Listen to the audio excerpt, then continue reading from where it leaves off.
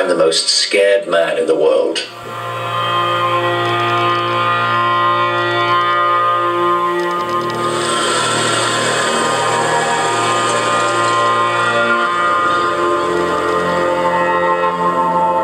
I was asked to get into character to drive a very special machine. I couldn't believe my luck. I've always loved cars, and on my short list of motoring ambitions, this was number 1 of 1.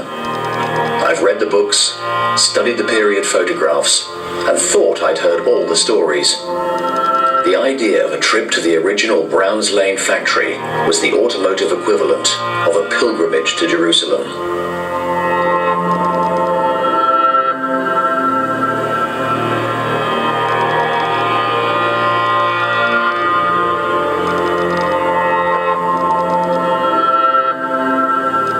Of course, is rather different.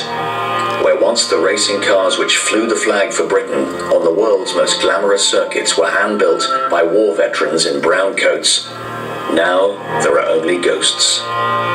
You'd never guess what once stood in the place of these anonymous modern houses. Pointed course, 4 leaves the race, and then fate takes a hand.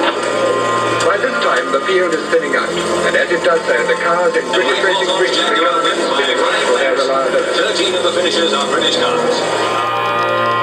It's time to put aside faded photographs, leave abandoned buildings behind, and find perhaps the one remaining witness who can bring to life a golden era which he helped to write.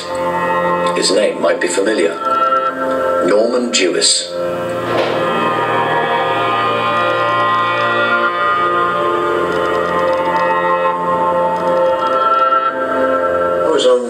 I was on Blenheim's, and it's a medium bomber. It wasn't a full-scale bomber. A medium bomber, a crew of 3. I was the gunner. Jaguar factory were repairing aircraft, that's right. But I didn't get involved with Jaguar at that stage. I did Lee Francis analysis. After the war finished, they said, well, we're going back into making motor cars again, as we did pre-war. Would you like to join us? The whole aspect of the D-type is aircraft principle. We used to drive them direct down to Dover, get on the boat, and then drive them off at Cherbourg down to Le Mans.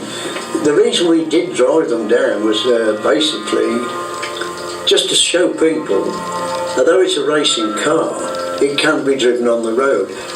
You see, the reason we had to produce it was because when you run a prototype at Le Mans, you've got to sign on to say you would make 100 of that model within 3 or 4 years. So we were committed to going as a production D-type. Selling price they put on £3,000, which, I mean, didn't sound much those days, in those days, to buy a complete race car that you could drive on the road as well for £3,000. I mean, if you're a good driver in a car, you'll be all right in it. It's just driving like a normal car.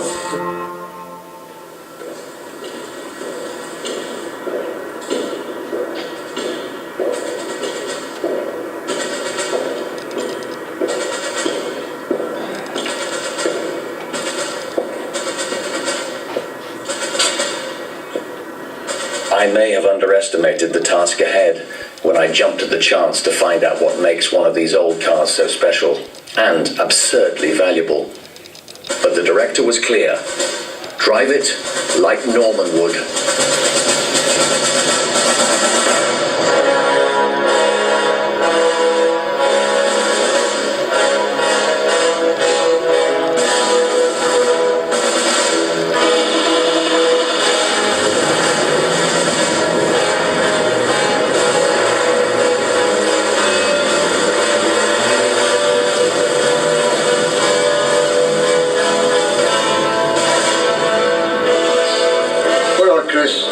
You're in the car, I'm sitting beside you, foot down, 4,000 RPM, change into second, now third, up to 4 again, we're going up to a left-hander, not too sharp, brake now, not heavy brake, just brake light, change down into third, through the corner, you feel the back end going a little bit, hold it there, don't leave it, hold it on, put your foot straight down, you're in third, take it up to 5.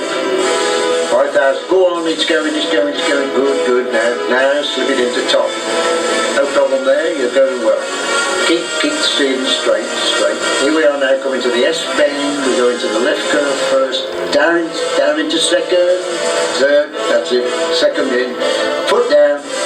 Through the S's, coming out the S's. As we come out, now go into third, straight into third, right, keep it going, we're now straight. Drop it into top. Now we're coming up to the end of the lap, just slowly now, break it down, drop it into third, second, and I think you've had a good lap.